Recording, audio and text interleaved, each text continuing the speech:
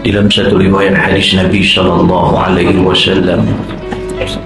apabila kita dibangkitkan besok di hari kiamat, ketika itu Nabi SAW bangkit daripada kubur dan menyapukan debu di kepala. Dan ketika itu di depannya baginda Rasulullah, ketika itu Jibril alaihissalam dengan panji-panji liwa'ul hamd.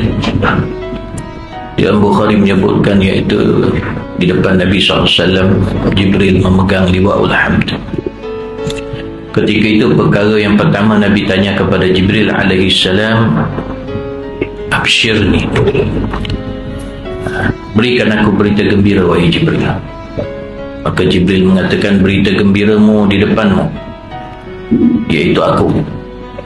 Sebab ini dimaksudkan sebab Jibril itu sangat rapat dengan Rasulullah SAW. Maka Jibril mengatakan perkara gembira bagi Nabi pada sangkaan Jibril, iaitu dirinya. Maka apa yang disebut oleh Rasulullah SAW, bukan itu yang kau maksudkan oleh Jibril. Maka ketika itu Jibril kata, maka lihatlah liwa'ul hamd ini, panji-panji kepujian ini, inilah kegembiraan bagimu wahai Muhammad. Ketika itu Rasulullah SAW mengatakan, bukan itu ku maksudkan wahai Jibril. Maka Jibril bertanya pada Nabi, apa yang kau maksudkan wahai Muhammad? Maka Rasulullah SAW menyebut, ummati ya Jibril. Aina ummati? Umat aku Jibril, macam mana keadaan mereka? Ketika itu Jibril diam, lalu Jibril menjawab, umatmu ada wahai Muhammad, tetapi mereka lah yang dilewatkan, mereka sangat lambat, iaitu perjalanan mereka itu lambat untuk sampai kepada engkau.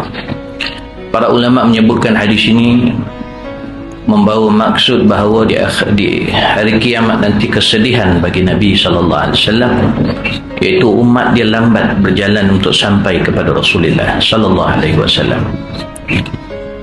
Kenapa? Kecuali golongan-golongan yang tertentu. Kenapa? Tapi kebanyakan umat Nabi lewat, terutama umat akhir zaman, kerana mereka telah membiasakan diri mereka menangguh-nangguhkan kebaikan, menangguh-nangguhkan taubat, menangguh-nangguh untuk merubah diri kepada yang lebih baik.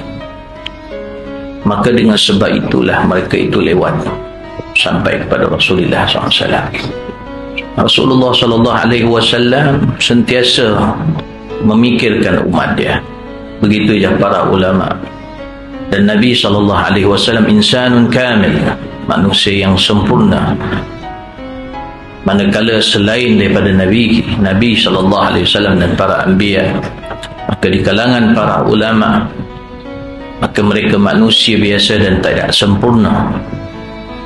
Maka berhati-hatilah di zaman ketiadaan Nabi dan yang hanya ada para ulama, kerana mereka juga mempunyai kelemahan mereka. Maka jangan sampai kita itu ditinggalkan oleh para ulama kita di akhir zaman ini, supaya mereka sentiasa mendoakan kita.